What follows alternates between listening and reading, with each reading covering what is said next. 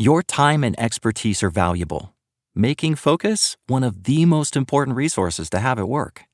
These days, professionals spend nearly half the work week on written communication, and it can be difficult to stay on task with all the emails and documents you have to get through. With Grammarly as your AI writing partner, you can stay focused and quickly get through your work with relevant real-time suggestions wherever you write. It works across 500,000 apps and websites, so it can help with everything, from brainstorming presentation ideas to sounding more confident and persuasive in emails and reports. For 15 years, Grammarly has offered best-in-class communication support and enterprise-grade security on a business model that doesn't sell your data. 93% of professionals report that Grammarly helps them get more work done. Download Grammarly for free at grammarly.com/podcast. That's GRAMMARLY.com/podcast. This is the story of the one who, as a maintenance specialist for a historic high-rise, knows that vintage charm historically needs constant attention. Which is why, when it's time to upgrade turn-of-the-century mechanicals, they turn to Grainger. With easy access to 1 million-plus products and the scale to deliver when and where you need them, the right tools and supplies are never far away. So the one can keep that vintage building running like new. Call, click Grainger.com, or just stop by. Grainger, for the ones who get it done.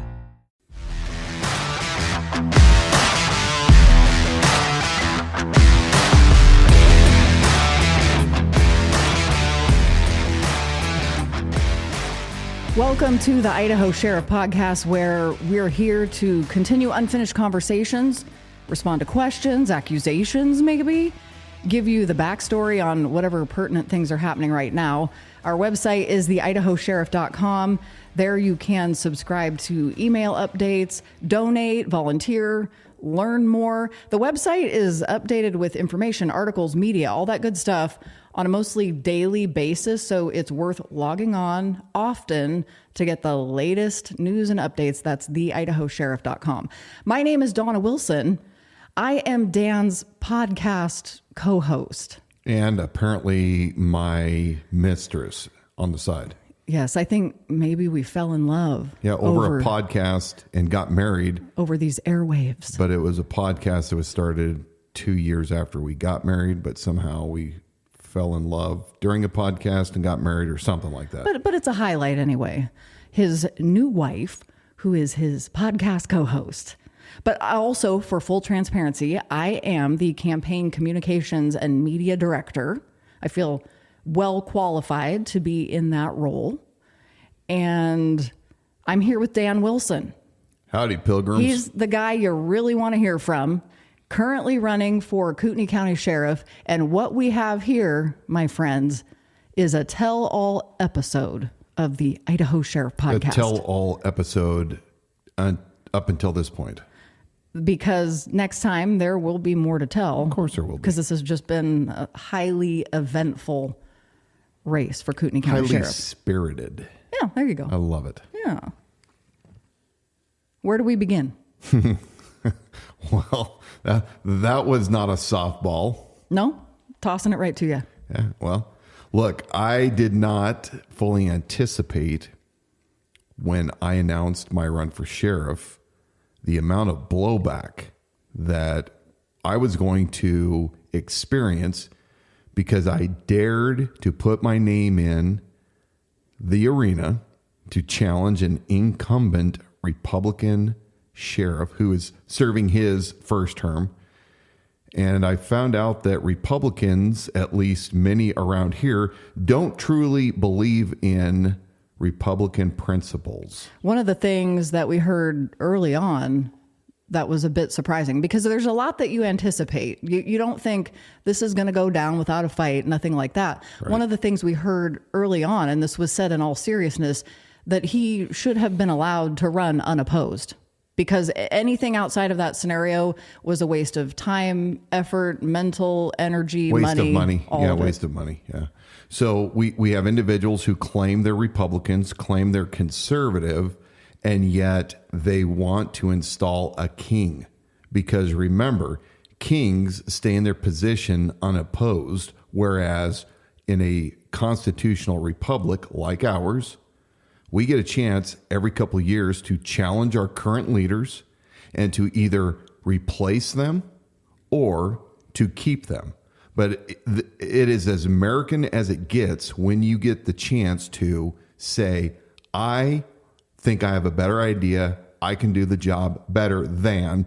And that is how our politics in this country has worked since the beginning. There are those who are invested because there's relationship there, I think. And that's understandable. With the current sheriff. And then his campaign slogan this time around is simple, as he's even put it. It's simple. It's really without pomp and circumstance. He's running on his record. So there really is a cross-section of people that says he's done a fine job, and if it ain't broke, don't fix it. We've been talking about that since day one, too. Is he running on his record or Bruce Matari's record? Well, we don't know that. There's reason to ask that question. Everybody in Kootenai County with an open mind and paying attention wonders who actually pulls Bob Norris's strings. Is it truly Bob himself? I've talked to him. I'm pretty certain it's not. Everybody knows that Bob doesn't go anywhere without his campaign manager, strategist, Bruce Matari, who also happens to be the newest county commissioner. Isn't that odd? Mm-hmm.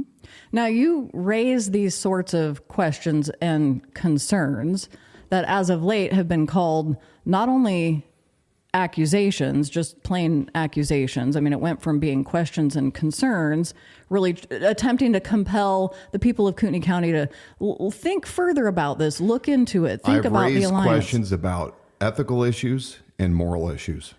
But have any of those been criminal? Criminal. No.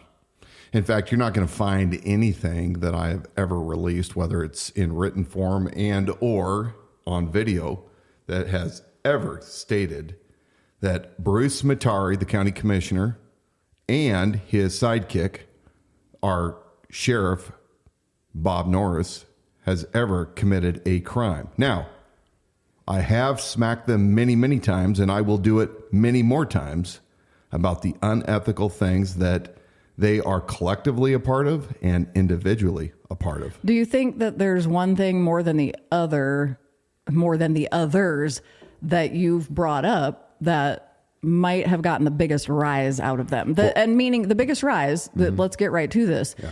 They've thrown out a show your proof challenge. They're paying Meta ads to promote this challenge that's calling you or attempting to take you to task for these supposed criminal accusations that you've made. Show your proof challenge. Sure. What do you think of all the things that you may have presented that they're getting Well, I know because of my guys on the inside. The inside circle are the ones that are telling me exactly what each one of them is specifically ticked off with. But let me start with this.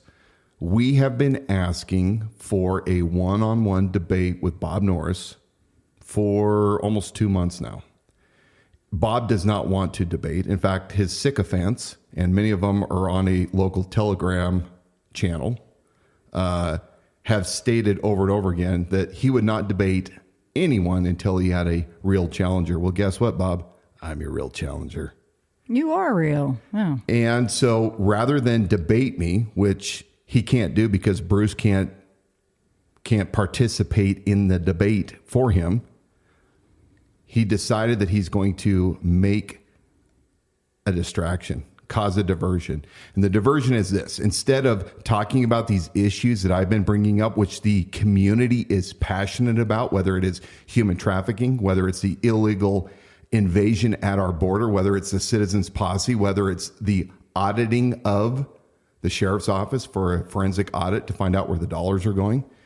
Instead of that, they decided that they want the citizens of Kootenai County to take their eyes off that ball, and they're going to create a diversion over here. It's an Alinsky method, right? Which is you identify something, you freeze it, you personalize it, and you polarize it. So instead of us looking over here where these concerns are that everybody is currently wanting to have answers to, he takes all these specific items that I've been talking to the people about Bruce and Bob's unethical behaviors, and they decide that they're going to turn that into this sideshow to get everybody focused on this issue. And then they lie. They make up and they say, Dan Wilson has accused us of criminal activity.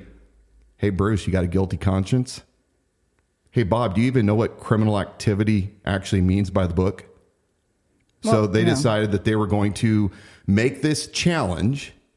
They went to the Altar Church located in downtown Coeur d'Alene, or I guess it's not downtown, but it's in Coeur d'Alene.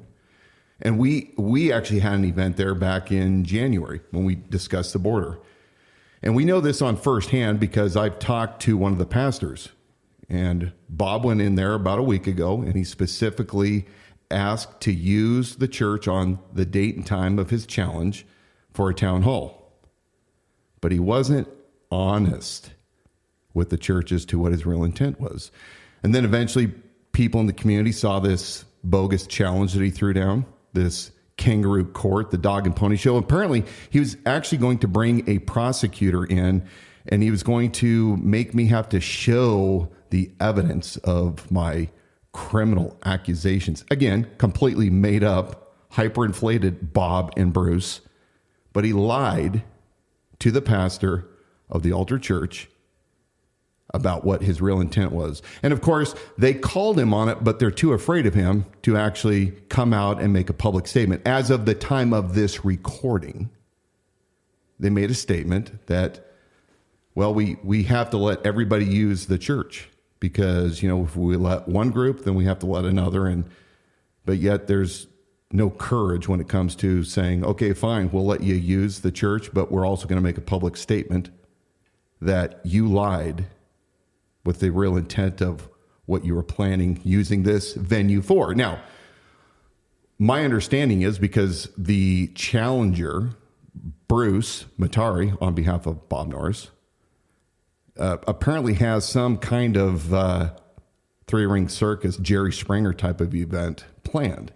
And we know what a lot of those plans are because we've learned from the insider what they have planned. And look, it is a gross attempt to fool the people of Kootenai County into believing something that is not. So let's talk about the things that my plant on the inside actually knows the issue that Bob has his biggest concern about. And that is the crying video that I put out of him. So a couple weeks ago, we put out an Instagram video and on Facebook. And in this video, we have a collage of Bob Norris, the sheriff of Kootenai County, Idaho, crying while he's giving his, what would you call it? They're not really speeches, but his presentations. And he cries about the smallest of things. In fact, a TV news reporter even cites Sheriff Bob Norris getting emotional. And then the next one, he's bawling at another town hall, has to compose himself. And then lastly, a couple of weeks ago, he was speaking at the Pachyderms, which is the North Idaho or Panhandle Pachyderms. And it's the same event that I spoke at and got ganged up on the week prior. But he bawls when he starts talking about being a member of the Pachyderm. So look, I brought up the question. We know that in the Coeur d'Alene Press back in 2020, when he was then a candidate, he talked to the press about his disability, and he said that he doesn't have a disability like most people understand a disability. He has a disability that does not allow him to get a ADA placard. So if he went down to the DMV and requested a placard, he would be denied. Well, we know right now from records that he makes $180,000 plus per year on LACERA, which is the Los Angeles County Employee Retirement Association. So he makes on disability from his service to the Los Angeles Sheriff's Department, $180, almost $2,000 per year. How do you know it's disability versus retirement? Because it states on it right there. Okay. Disability. On it states right there. As if anybody can see what I'm referring to. In our video, we put up the chart where we pulled it straight off of the Lacera site. And it clearly marks out exactly how much he's made last year and the year before and what he'll make the year after.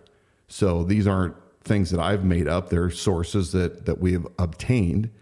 And I want to point out that is 50% tax-free. So IRS does not tax 50% of that $180,000 plus benefit per year. Then that's not also talking about how much he makes at Kootenai County Sheriff's Office. And I believe when he started out, the sheriff was paid about $100,000 a year from Kootenai County. And then, of course, they raised their salaries. Bruce Matari, I think, Bruce, just in case, Bruce, I'm misquoting you, I think that what happened was they voted themselves a raise of about $30,000 to $40,000 for that sheriff's position, along with other county officials. So Bob is very upset, and he believes that by me bringing up to the public that he cries all the time, and by the way, many of his deputies have come and told me, and his peers, and they're embarrassed. I got a call from a sheriff from 2 states away that saw that and was blown away, saying he had never seen a sheriff ever do that. And so I'm asking the question. To me, this is an ethics question. We have the man that's supposed to be the strong leader, the chief law enforcement officer of the county, elected by the people, standing between a tyrannical federal and or state government, protecting the people from foreign and domestic threats, crying when he's speaking. Some have said, though, I mean, come on, give the guy a break. He's human. So you have the argument, he's human. And I think we're here merely presenting the fact that this is a frequent occurrence. It's a frequent occurrence. So what would the reasons for that be? Is it a put on? Again, these are just some ideas, because we know there are the facts are there, the evidence is there that the crying happens. Sure. And it's frequent. Well, so then one is left to wonder, why might this be? If it's something that makes me uncomfortable for the reasons you stated, this is the person standing between me and tyranny. And that is not a quality I want to see. I am not, as a woman, I am not endeared to him because he's able to express emotion. That I don't need him to do that in that role. Now, his deputies don't even like watching him cry. It's embarrassing. Get a hold of yourself. You are the leader of the county as sheriff, and it's unacceptable. We're not talking about kids that are dead or something that even then you as the sheriff are supposed to be that composed, calm leader. So is crying at press conferences a criminal accusation? No, but what he's trying to somehow make the jump, and this is why I say he's taken people's eyes off the ball over here, which is the real issue. Hey, why are you crying, bro?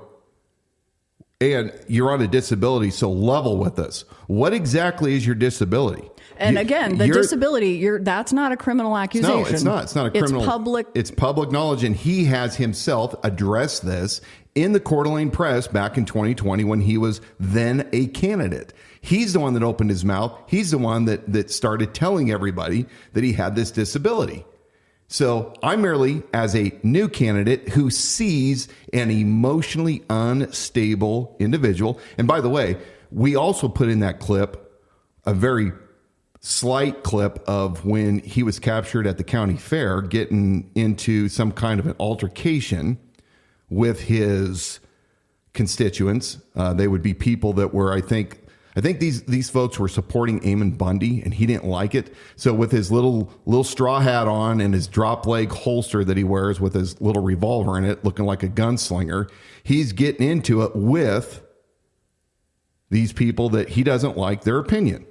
So we see all sorts of emotional outbursts out of the man that's supposed to be the leader of Kootenai County. And so he doesn't like that I brought this up, and I pointed it out saying, look, if you have some kind of disability that is causing you to be emotionally unstable and unfit for your position, you should be leveling with the people. So he's now made that into, I have accused him of criminal conduct. There are people that see him in local gatherings, coffee with a cop, donuts. Yeah. They don't see that version of him. So right now you're rattling the world of people who say, this is the best sheriff our county has ever had. He's more involved with the community and people. He's a nice guy and he's never rejected a conversation with me. He's approachable. You are now rattling the people who know that version of Bob Norris versus the one that you've presented. And so do you think that you're presenting something that is exaggerated or less than fully it still doesn't rise to a criminal accusation? Even if he wants to do some kind of mental gymnastics and hocus pocus to try to get the general public to somehow believe this farce, it's laughable. He's doing this because he knows that he's been caught, that people are on to him, people like me who are looking at him and saying, you are a joke. And he doesn't like it. So he does what every emotionally unstable person does. He throws a bigger temper tantrum. Well, and for those who like Bob Norris, it feels mean. I mean, honestly, there are the people that say, look, you're going low, and now I feel bad. Like, I feel bad for the guy. And that's part of what you're dealing with. Some of that emotional response and the pushback that you're getting is when you start saying mean things about somebody else or being like, the dude cries, what's his problem? Isn't that just mean? Not at all.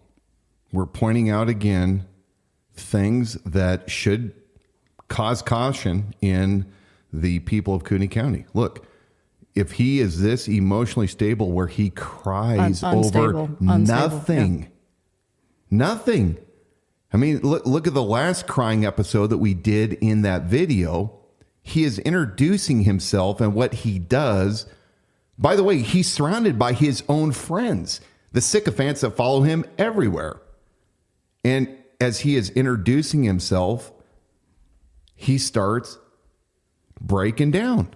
And we're merely saying, put your emotion aside and think about this logically.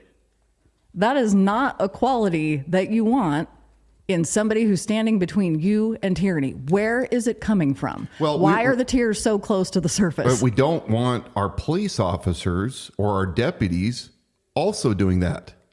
I mean, remember, you wear a uniform, you look presentable, you have a certain appearance, a command presence, and the things that you must represent as the government to the people. You don't want a cop showing up to your house bawling, right? You want people that are emotionally stable and strong and steady. But I beat this one up enough. Yeah, I was going to say it's right because I don't think that's going to be the focus of what, if they're really going to drive home something that was a supposed criminal accusation. Right. That isn't going to be it. So we've camped on that. My guy on the inside tells me that the one that has sent Bruce Matari, our county commissioner, remember, he is our elected official in Cooney County, a politician, but he's upset over me discussing this weird relationship he has with Bob Norris. Now, remember, Bob Norris ran for sheriff starting back, I think, as early as maybe 2018. The election was in 2020. And Bob used Bruce as his campaign manager. Now, by the way, Bruce came from Washington, D.C. That's his background. So there's that. Bruce becomes Bob's campaign manager. Bob wins the 2020 election during COVID. Bob Norris is from Los Angeles Sheriff's Department, 30 years, working as a deputy under the Homeland Security wing of the LASD. So as soon as he's sworn in, he gives Bruce Matari a special deputization. And he was, at that time, not a county commissioner.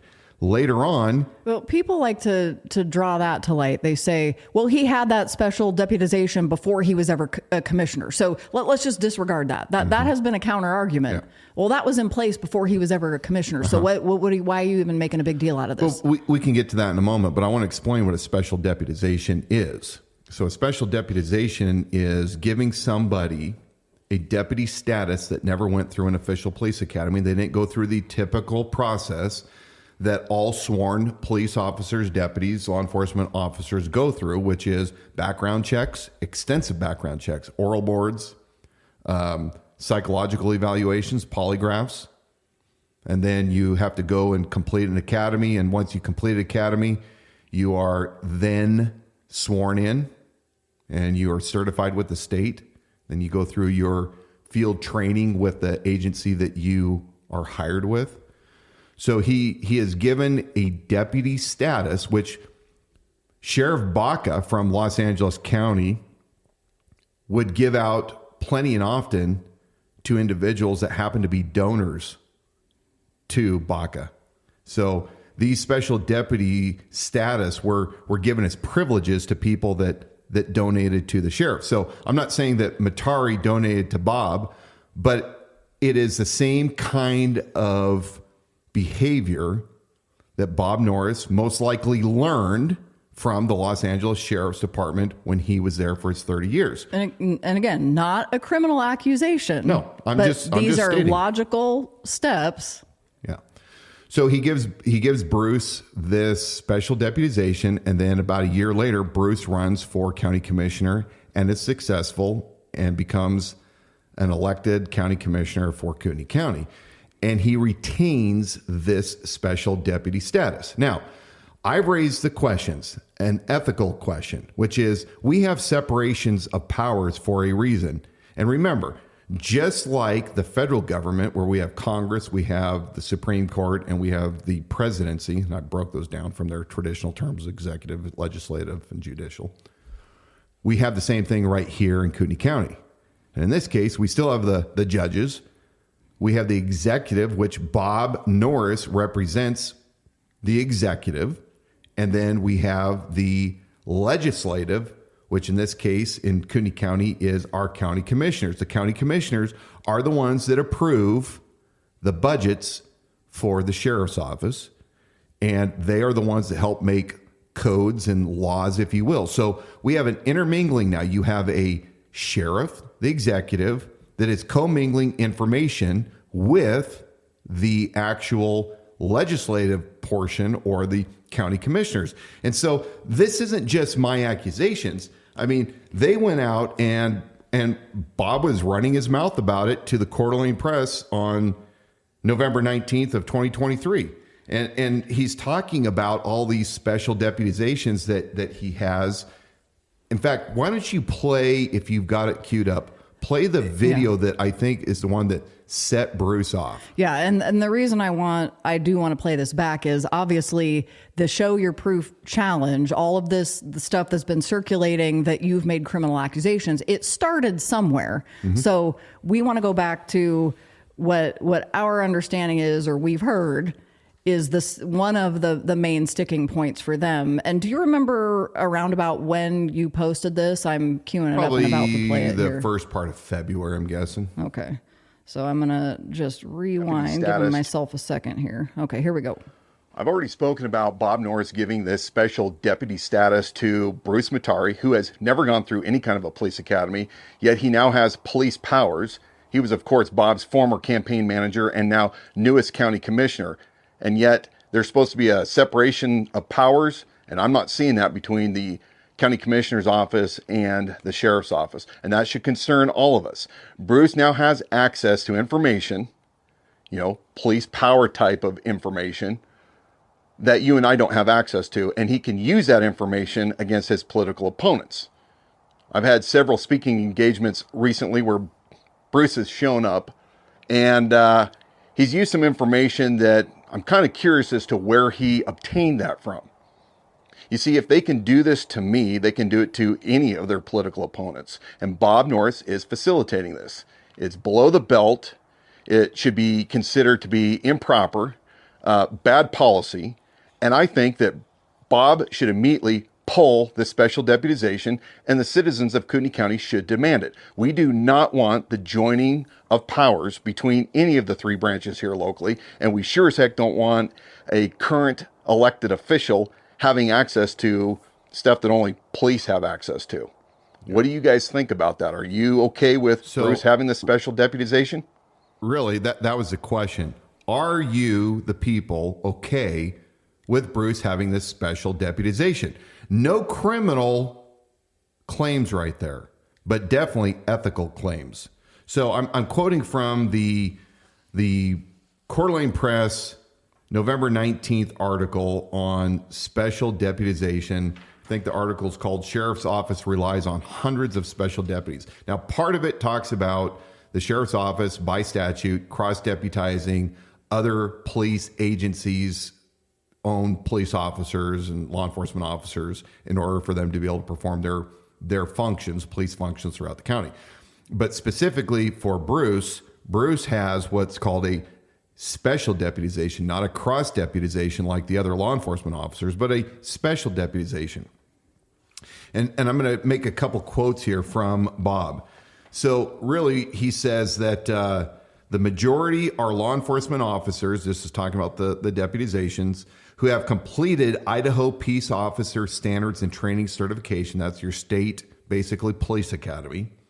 But he says his office also utilizes special deputies who are not post-certified. That means they didn't go through the background checks, the polygraphs, the psych tests. They didn't, pass a gun qualification course. None of that. He says we have people that have special deputy status to do a particular skill set that they had in a previous profession. Now it gets even better. He goes on to say, I've used people who either have retired or have a degree or an expertise in particular subjects. The special deputies who are not post-certified may sometimes act on behalf of the sheriff's office. So think about that. They can act on behalf of the sheriff's office. What does the sheriff's office do?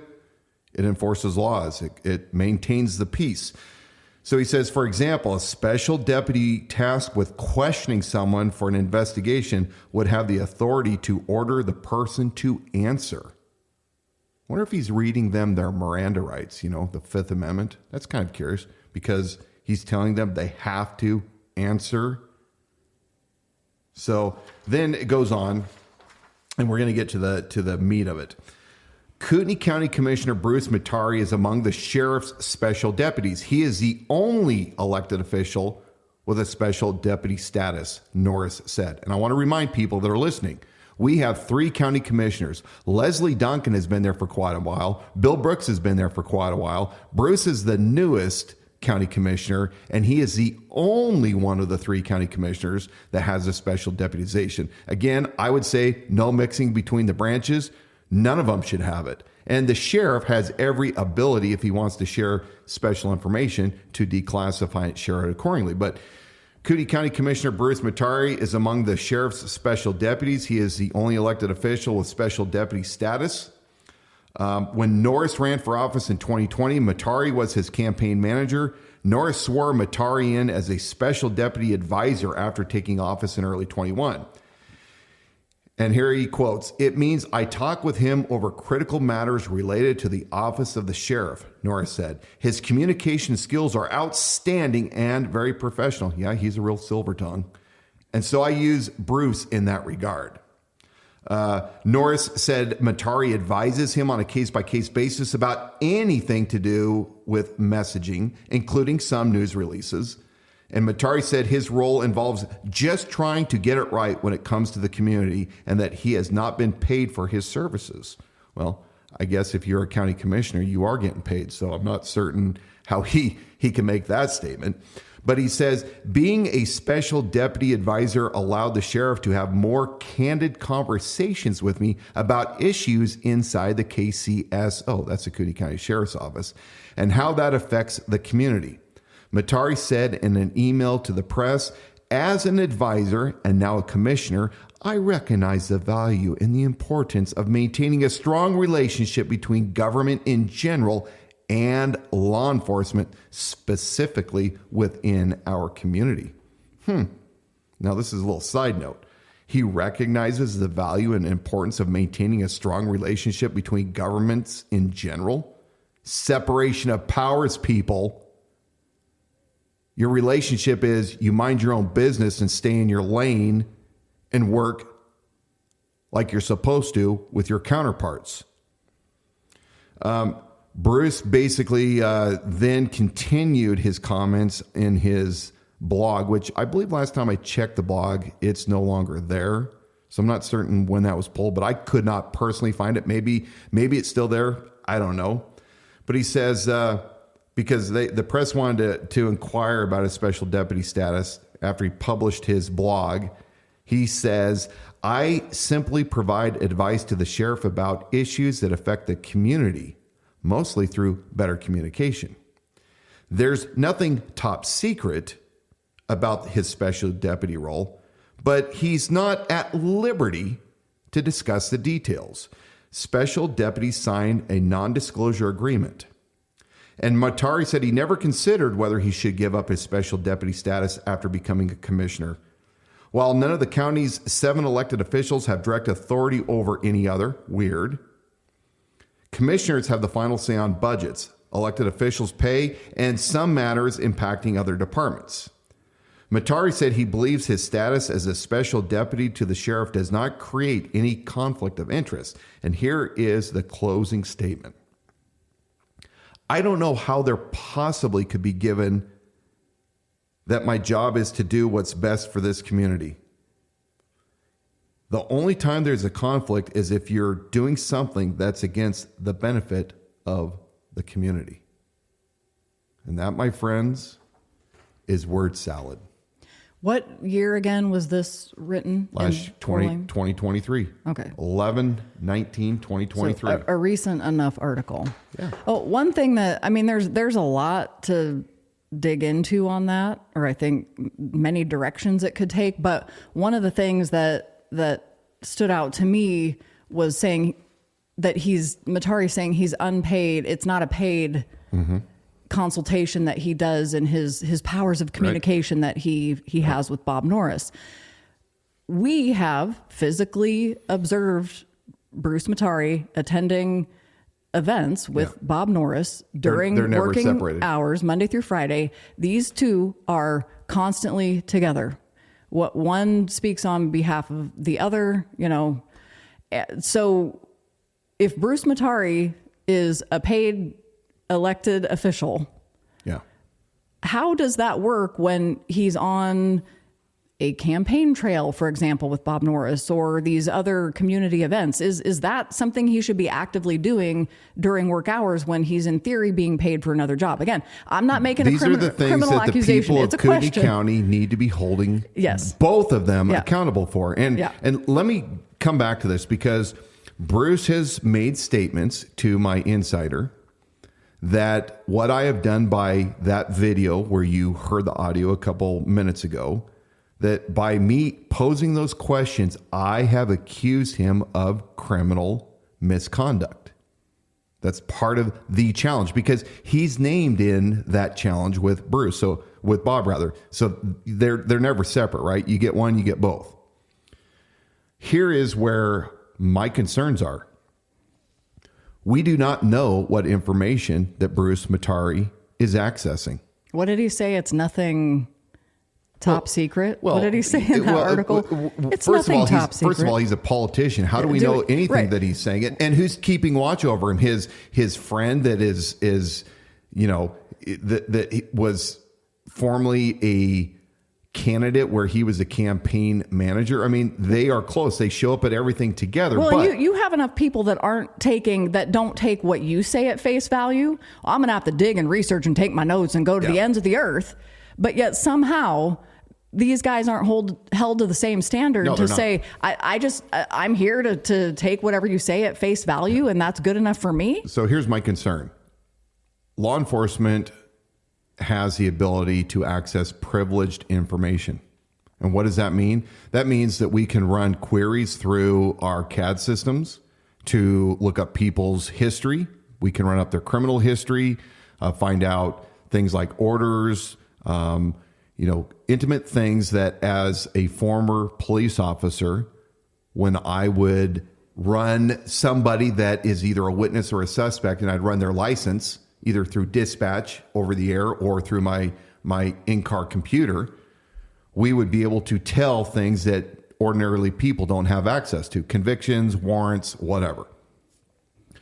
We don't know what Bruce does or does not have access That's to. all you're saying is you don't know. And I think that because the fact that he is an elected official, he's a politician, he's very heavily involved with the KCRCC, which is the Cooney County Republican Central Committee.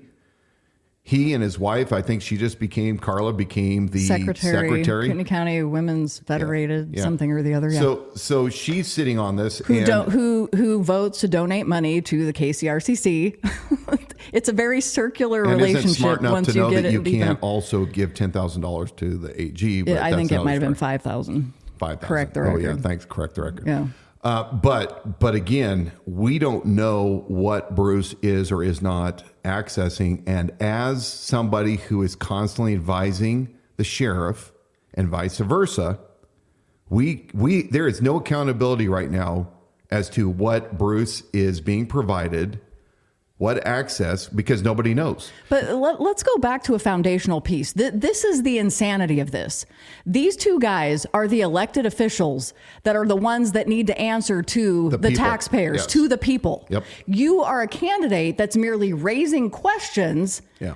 And they are using the powers of their currently elected office and the automatic audience that they have to throw a thing out to say, Dan Wilson has made these criminal accusations, Lies. which there's nothing. Prove it. He didn't. Lies. He's raising questions. And really, as a citizen of this county, you should be ticked off that these guys actually won't answer. They won't answer to you, the taxpayer, on these basic questions. And they are so brazen that Bob talks. I can just see him in his cheesy howdy doody hat with his big buckle and his drop leg holster, bragging to the Coeur d'Alene Press about this special thing, thinking that he's bragging, not realizing at the time that he's slitting his own throat by opening his mouth and inserting his foot. Well, is he? So again, I'm just like looking at both sides here.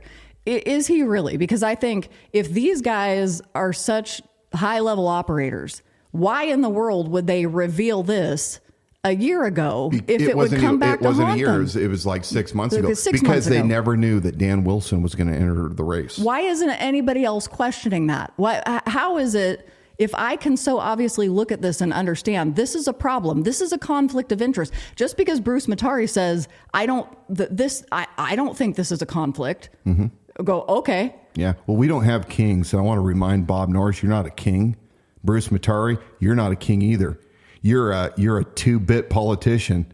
And most of the people in Kootenai County are getting real tired of you. So the challenge is out there is show your proof. Damned if you do, damned if you don't. Because again, they've got the powers of their elected office, running an ad, running a paid-for ad on Facebook and Instagram through Meta platforms with campaign dollars, wearing a badge and a uniform. Yeah, Bob Norris. Both sleeves are patched up. Yep. So is that not an intimidation and bullying tactic that the average citizen isn't going to understand? Okay, he's elected into office. What are the campaign rules? Is he crossing the lines? We're here to tell you, yeah, he's crossing a line. Well, notice that the nitwits have not even bothered to post anywhere since they're so proud of their little promo that they made up for the Meta ad. None of them have, either one of them rather, have not actually produced these so-called criminal allegations that I've made. Well, they won't, because they've somehow, again, we're living in this bizarre world where people can just say whatever they want. Here's what I'm more disappointed about is the KCRCC. That it does not appear as of the time of this recording that any of those members have bothered to step up and say, Bob, what are you doing? Bruce, you know better. What are you doing? Instead, everybody that talks about them behind their backs and that they're up to no good lack the courage to stand up to their face and tell them, you guys are out of line and you need to knock it off. So they're going to go along with it. And then they're going to somehow, in their twisted way, believe that, well, this is actually going to be a debate. It's not a debate. They have basically taken and frozen an argument that was originally questions that were being asked. And instead of running on his record, which he's so happy to talk about, which is a very poor record unless you happen to be some of the deputies on the inside that have benefited from it. Because you can manipulate statistics however you want. He's decided now to turn something into a side freak show in an attempt, and he would stack it. We know that he'll stack it with the people that support him and want to come in and watch the show. They'll stack it. I mean, there were no rules. There was no common agreement that they ever presented to us. They just like a bully because he's doing it in his official capacity as sheriff. I was trying. But by the way, Bob, I'm not afraid of you, and Bruce, I'm definitely not afraid of you. I've shook both of your hands, and you are both weak men. Bob, you're the weakest man I've ever shook hands with that claimed to be a sheriff. In this event, I was trying to imagine that the guys getting pumped up, you're heading into the ring, whatever, the MMA ring, and you're coming down with like cheering section, and you've got the room full of people. Here's what's funny. How exactly is this supposed to play out? He says that if I'm able to prove my criminal allegations, that he'd give $1,000 to charity. No, Bob, if I actually found out that you were committing anything that was close to being an actual crime, I'd take my reserve handcuffs out and I'd handcuff your ass.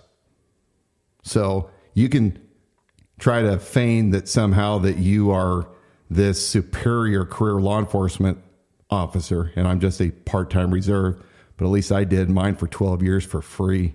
I didn't get paid. And by the way, Bob, all you were is a DHS stooge. Your entire time that you worked, almost the entire time that you worked for the LASD, you worked very close with your DHS buddies. And there is no way to separate you with all of your federal training and liaisons back and forth. You are a Fed at heart. Compare that to a guy who's given back to his community. I mean, if you want to ask about... I never went to Federal Law Enforcement Training Center. I didn't train with the FBI. I'm a guy that is as local law enforcement as they come. And I did patrol my communities. And I did serve honorably. Doesn't matter what anybody else says or thinks. But I don't get $180,000 a year for my efforts. I gave 100% of myself to my community, including putting my life on the line at no cost to the community. And Bob, you can't ever beat that, brother. Is there anything else in the criminal accusation arena to address or anything? Well, I mean, we could talk, and we won't do it right now, but there's the Tam's Burgers, fiasco. We're not going to talk about that. We're not going to talk about the lies that he made to the Los Angeles Sheriff's Department's photographer when he tried to get Mike Bauer's pictures. So there's a lot of these things. There are the $3,000 he spent with Reputation Defender to scrub information about himself off the internet. Well, and we know some of these things are tough because it takes a lot of attention span, and there are links in the chains. There are dots that you have to connect, and those things take time and some mental prowess for people to be able to wrap their head around it. And then you got the section of people that just goes, it's too complicated, I don't care. Well, here's the one, though, that we will be discussing at a later episode, because this one really has me curious. When Bob decided to allow the Coeur d'Alene tribal police, to take over all police functions on the reservation, or on tribal land, rather. And that is something that we are going to discuss because I've got the emails, and Bob gave up roughly 1/3 of the county. Is that a criminal accusation, or Dan Wilson, can you show your proof? Oh, I've got the emails. Okay. I'm willing to show those emails. In fact, I think we'll put those up on the website for people to read. And the interesting thing about that, connect the dots, again, not criminal accusation, but I do want people to ask this question. How is it that Bob Norris allowed Cooney County tribal land to go to under the control of tribal police for law enforcement functions shortly after the tribe gave $200,000 to this LLC, this private entity that purchased a helicopter that Bob is using for Kootenai County Sheriff's Office, even though we don't need a helicopter in Kootenai County. Well, that he just found creative funding and it was given by a private source. So really he should be praised because it fits a need. Now the county has this resource for search and rescue and it didn't cost us a penny. We had other resources that we could use. But again, that's for another time. So these are just some of the things that he's getting extremely paranoid. And I use that word carefully. Bob and Bruce are paranoid about the very things that I am bringing up, and they are desperate. They are so desperate to try to take your eye off the ball. Yeah, I was going to say, again, citizens of Kootenai County, keep your eye on the ball. You got a guy sitting here, Dan Wilson, who is merely raising questions, and there are links and articles and facts to back it up, asking questions. I also was a police officer for 12 years. I understand how it works, folks. And let's also talk about this. Sheriff Norris, Bob, howdy doody, takes several days per month. I don't even know how many it is because I've lost track. And he has these coffees or donuts with your sheriff, conversations. And at every one of these events, he shows up like where we live in North Kootenai County, near the town of Athol, at the local grocery store in the deli. He has this little event, and it's packed with a bunch of local people that are truckers and work on farms and, retirees, just salt of the earth people.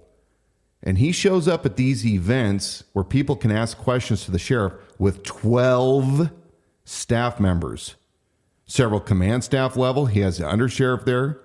He's had major crimes. He's had jail captains. He takes this entire entourage with him during the middle of the day to answer questions. Now, I'm going to tell you that I have spoken at quite a few events over the past several months where people are asking me as a candidate tough questions. And I have nobody else to rely on but myself. As sheriff of Kootenai County, there should be no question that is so complex at these local coffees with your sheriff that he should not be able to answer, let alone bring 12 of his staff members up there. And lest anybody say you're going to challenge us on the fact that he had 12. No, we're not saying that he does every time at every Donuts with a Cop event. But what we're saying is we do have, we both were there to observe this and know how to count. And our people have been at several of them. And have photo and video representation just to say that this is what's happening. And again, keep your eye on the ball. You have elected officials who are responsible to you. And we are merely asking the question, does Bob Norris need 12 paid staff members for 15 people that showed up in a supermarket deli to answer basic questions about his role and what he's done over his term over the last couple of years? Mm-hmm. Does he need 12 of them there? He doesn't need more than 2. And he is responsible to answer those questions to you. Just because we're asking them on your behalf and Dan's in the line of fire because he's asking those questions on your behalf, don't let them insult your intelligence and turn that to be Dan's the problem or has made some accusations that he can't back up. It is simply not true. And they owe you answers. You are paying for them to do your job. They owe you the answers. Here's one that we need answers to. Up until I made a video a couple weeks ago where I called Bob Norris out, Bob Norris had not in 6 months ever had a face-to-face with the new chief of police at Spirit Lake. So Bob runs his mouth on the Kootenai Journal. It was a video that I think they did during his re-election campaign kickoff. And he says, I work really, really good with all Kootenai County law enforcement agencies. And yet I knew on firsthand account from Spirit Lake PD that he had not one time met with the chief. And as sheriff of a county that, look, we're a large county, but we're not that large. You and I drive constantly back and forth between downtown Coeur d'Alene, where the sheriff's office is, and near Spirit Lake. It's a 35-minute drive. And Bob Norris was lazy, or did he have other ulterior motives? And I'll let the people decide that. I'm merely asking the questions. I'm not accusing you, Bob, of anything. But you're in the line of fire because you're asking the question. And by the way, according to that Coeur d'Alene Press, where he's given out all those cross deputizations to all the other police agencies, including federal agencies here in Kootenai County and across the border in Washington State, Spokane City PD and Spokane County PD and Liberty Lake PD, where he gave these special cross deputization status to, he took them away from little old Spirit Lake Police. Yeah, I'm calling you out on it, Bob. What's your real reason for doing it? Those of us in the know, we know what you're doing. And the people in this county should ask the question, why would Bob not be cooperating with Spirit Lake? Now, here's what's funny. I'm pretty certain after I posted that video that the following week, Bob happened to be in the same room as the chief of Spirit Lake. So, again, those are things that Bob doesn't like that I point out. And well, I mean, could it be maybe he's taking some of your suggestions, you're coaching him on how to do his job a little bit better? Well, I would hope so, because he and I should sit down between now and November. Maybe he could be shipshape by the time that I take over. Sounds about right. Yeah. I'm a little fired up, as you can tell. I can tell. There is another, I want to say, criminal accusation that's taken place. Yeah. So it's been probably a month and a half ago at this point. Can you set the stage on that one again for us, for anybody who's Well, I not believe keeping up? you are referring to a former stepdaughter who is now in her 30s, who came out on social media and was referring to my run for sheriff and made accusations that I physically and verbally, was it verbally? Could have been verbal Or emotional. Yeah. Abused her, and that she was taken out of the house by CPS. And when you first came out to respond to this, I think we both were coming from this idea that we still wanted to be respectful, because you think back on that situation from years ago, and at the time she was a younger teenager in your home, and it was a complicated enough situation that required explanation.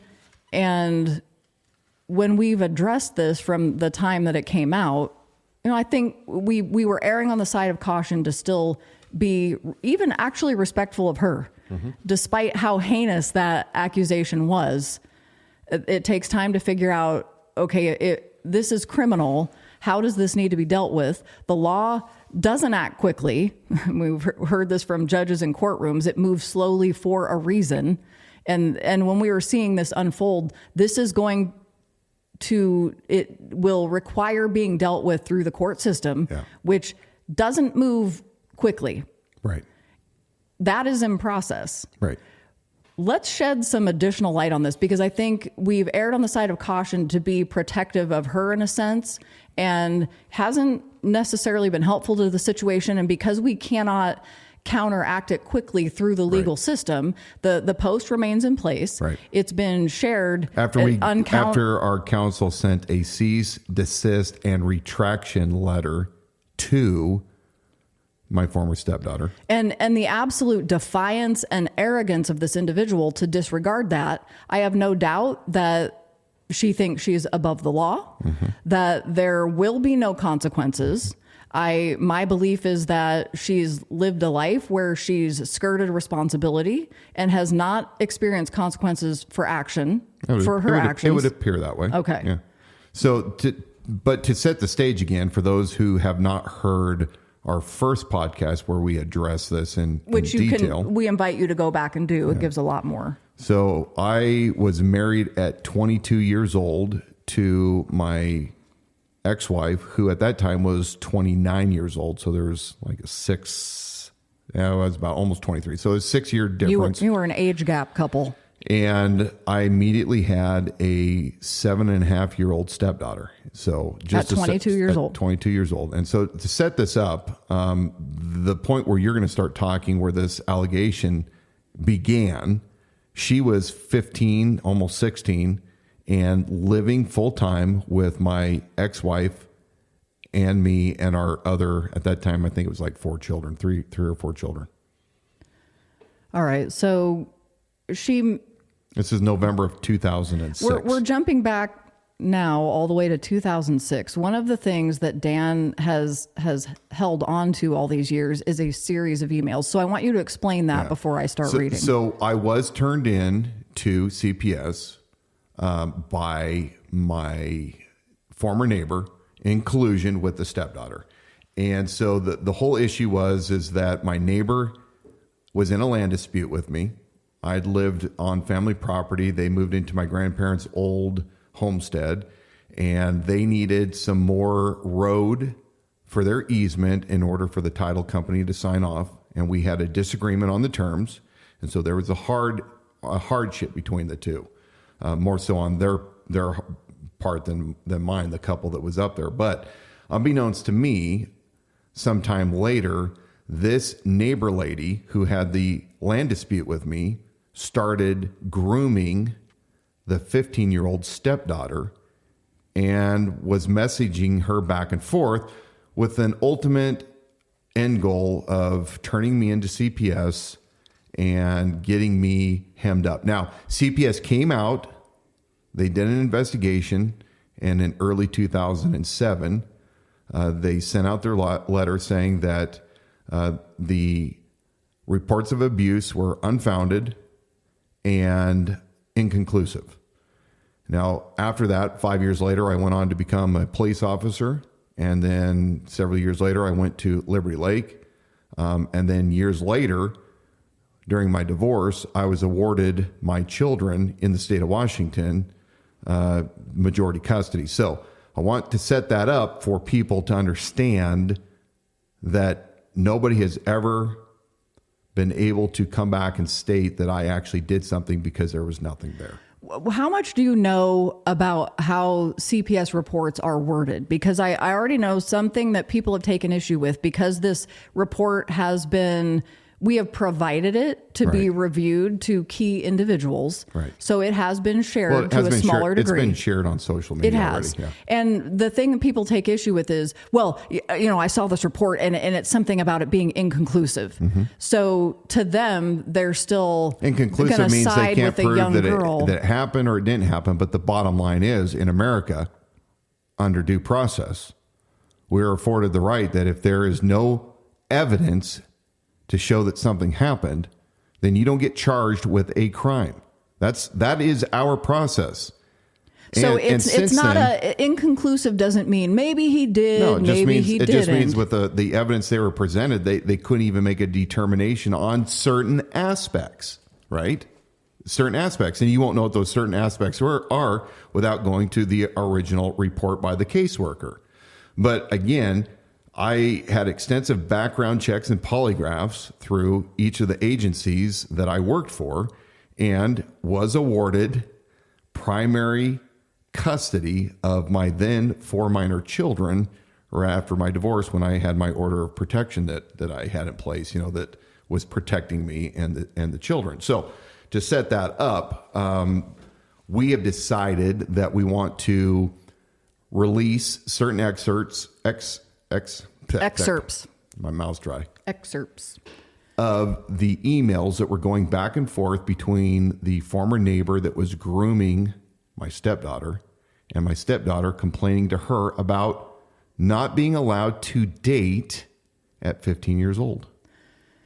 The reason we withheld these initially is to protect a young girl who was, in fact, and even as we review these, it is disgusting how this child at the time was very evidently being groomed. Mm-hmm. And we still have these emails, so these aren't fabricated. I have them to produce to certain individuals anytime they're asked Sunday, October 29th, 2006, 7:03 a.m. Mm-hmm. Hello. I'm leaving names out. I think if you are very careful, you and said boy could date. But your siblings and Dan can't know. Talk to you later. Love. Mm-hmm. Neighbor lady. Mm-hmm. Well, we can call her what her name was, Heather. We just won't tell her Love last Heather. name. Yep. Who was a medical professional. This again, that is an email from a 30-something-year-old medical professional named Heather to a 15-year-old Yes. that she is not related to. Right. Hi, make your mom stop Dan from going on Monday so you'll run away and never come back. He'll ruin your life. That would be so terrible and embarrassing. He has no authority over you. He's not your dad. I would just have it out with him. Yell and scream and tell him you hate him. Then maybe he'll make you go live with your grandma. Tell him everyone hates him and he's mean and horrible and crazy and he's going to hell. Tell him you'd rather live with a serial killer than with him. He needs someone to stand up to him. I know you're afraid of him, but if you stand up to him, he hurts you, you can call the police and they'll arrest him and take you away from that horrible house. He will get in trouble if you get hurt and report it. It's illegal for him to hurt you. If you get taken away, we can maybe come foster parents and you could live with us. I really don't think you should live with him. Love, Heather. Heather goes on to suggest Thursday, October 26, 2006, 5:21 p.m. This is an excerpt. She should slash his tires or something so he can't get to your class. Maybe she should just poison him. So she's now convincing the 15-year-old stepdaughter that your ex-wife should also get involved in this, and on her behalf, go poison him and make him permanently sick or cut off one of his legs. He deserves that. Don't tell Dan anything about the kid that you want to date. Just try to plot his murder, in parentheses, just kidding. Or move out so he stops torturing you. You'll never have any life at all as long as you live with him. Love, Heather. Yeah. Is this normal behavior of a 30-something-year-old woman that's gotten herself this invested and this involved? It is sick and twisted. Yeah. And we have spent weeks now really somewhat protecting this girl. So however she was hurt in this situation, we have exhibited empathy toward that. But then there's the arrogance and the lies for her to make those criminal accusations. She was present at these events. She knows. Because in the previous episode, we also stated you had your stepdaughter eventually did feel some type of remorse or fear, and came and made a confession, which is why you have these emails. Yeah, before CPS came to the house, she admitted to her mom that she and the neighbor had been corresponding together and that she really didn't think it was going to go this far, but the neighbor did turn me into CPS. Well, and here's one other piece, and I'll let you finish. Tuesday, October 31st, 2006, 6:54 p.m. Hello. Skipping a little word here. She has to talk to your mom if you have any hope of moving out because your mom has custody of you. I would be glad to call Child Protective Services and they could place you with Marty if your mom and Dan won't let you go. Anyway, I want to do the right thing. Love, Heather. Yeah. And then a couple days later, that's when CPS came knocking. And of course, the stepdaughter named Mariah, she went to live with her grandmother up in Bayview, Idaho. So is there any truth that after a CPS investigation, she was removed from your home because of, you've got a lady here convincing her, poison him, cut off his legs. Yeah. This is the sick and twisted behavior that you had to put up with, that you then needed to endure how many months of an investigation because of this disgusting behavior? Almost 6, yeah. And continue to function in life. Well, then I had to pay attorneys, and I had to pay attorneys. And when we presented all of these emails to CPS, they basically turned their nose and said, "Sorry, we can't not listen to accusations and do our investigations." And this woman, this former neighbor, should have been held accountable, but we do not live. Actually, explain that a little bit further, because people who don't live in or have dealt with these type of circles or when somebody weaponizes a department like CPS against somebody else. But just explain that again. You had this evidence of the grooming that was happening. We took it to the caseworker that came out to do the investigation. and presented not only the hard copies, but also offered to give the electronic copies. And this caseworker stated, sorry, we're not going to do anything with it because we can't ever chance that somebody would not report abuse of a child in fear of being retaliated against. Now think about that. Retaliated against? I mean, here you have a woman who, because she was pissed off that we did not give her land that was legally and rightfully mine, and she had a vendetta. And it's beyond pissed off and vendetta. Sure. This is somebody with, I'm sorry, but a psychological problem. And she and her husband were both medical professionals. So, yeah, I mean, for any of you out there who have ever dealt with injustice at the hands of government, I understand what that is like.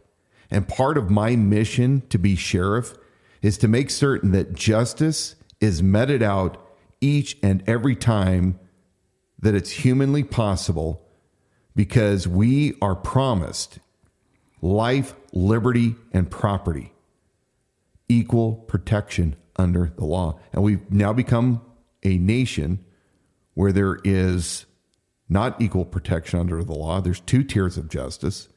And oftentimes, government bureaucrats get by with violating the people's rights, and the people don't have the resources to battle the courts in order to right the wrong. So these unelected bureaucrats who think that they are better than you will weaponize their agency with the full power of the state or the federal government or the county, and they will come after you. And what is the common man supposed to do?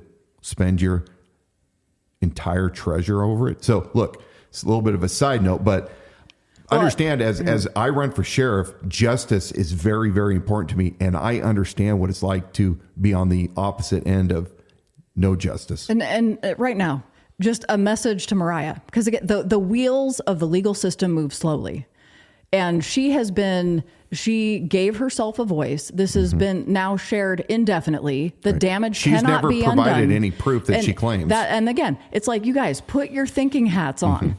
She has not and she will not produce proof because it doesn't exist. What she is saying happened did not happen. And shame on anybody who took this at face value, knowing if you call I get this if the liberal Democrats pull this crap, if the wokies pull it, but every one of you hypocrites that sit there, call yourself a conservative, you know what's going on in the cultural war right now in our country, and you will be the first ones, and many of the people, also part of a certain group in town, which I mentioned earlier, will have the audacity to look at something and immediately condemn a man without his due process, without his chance to have his day in court. You hypocrites. Every last one of you that have participated in sharing this, you're a hypocrite. You are not a conservative. You're a hypocrite. And everybody else that did the right thing, I have nothing but mad respect for you, as I would not do. Look, my opponent right now, there are accusations that if they were to be dropped, are heinous. They make my things look pale in comparison, but I have not released any of those, nor will I, because I believe that you don't do it without 100% proof. So I want to send a little bit of a warning to Bruce Matari, especially, because Bruce, I know where you got that one report. I have the evidence in my hand. I've got it from Spokane County. I know who pulled that report. The report that you brought to the pachyderms when you attempted to confront me and make me appear to be an untruthful individual. I know exactly where you got it, Bruce. And Bob, same thing goes for you. There's a lot of people that have come up to me and shared some pretty damning information about your personal life. And let me tell you, I'm one breath away. If I find that's true, I'll release it, because you started this war, and I'll finish this war. I think in upcoming episodes, we've got a lot to keep going with. The local Republican Party, which we've reached our point where we need to like take a deep breath here, give people a break. So there's a lot more to go into, and we can do that. Can you leave us? We haven't even talked about, and the things that I am passionate about, which is saving our county, which is preparing this county for the hard times ahead. We're having to deal right now with these kind of BS side shows. Here's what I believe is that Cooney County, we, like the rest of the country, are going to be faced with extremely tough times. But I believe that if we get ready, if we put our plan together, if we unite together as a county, as citizens, with a common goal of preserving the county and the rule of law for life, liberty, and property, and stand up for the vulnerable, watch out for our neighbors. These are the things that I'm looking forward to being much more vocal about after we took this challenge podcast, right? Because we were challenged. We started this we were being challenged by a sitting sheriff in his full capacity and a county commissioner who have attempted to pull me into a Jerry Springer show, which I'm not going to participate in. And it's not because I'm weak, because I'll beat you 6 ways to Sunday with a rubber hammer, Bob. Wait, are you threatening? Oh, yeah. Since he wants to say that I'm throwing stuff out, I'll take a rubber hammer. Metaphorically. I'll beat you 6 ways to Sunday in a debate, Bob, since you've never actually taken me up for a real debate. But after this episode, we're going to talk about what my plan is for securing this county and doing the right thing and becoming that county that is a shining city on a hill for the rest of the country to see what a free county looks like. So everybody be strong and of good courage. Do the right thing. Be righteous people. We did not descend from fearful men, but men who understood the times and were ready for action, ready to pledge their life, their fortunes, and their honor. This has been the Idaho Sheriff Podcast. Go to our website at theidahosheriff.com for lots more information. As far as this show goes, you can listen and subscribe wherever you get your shows.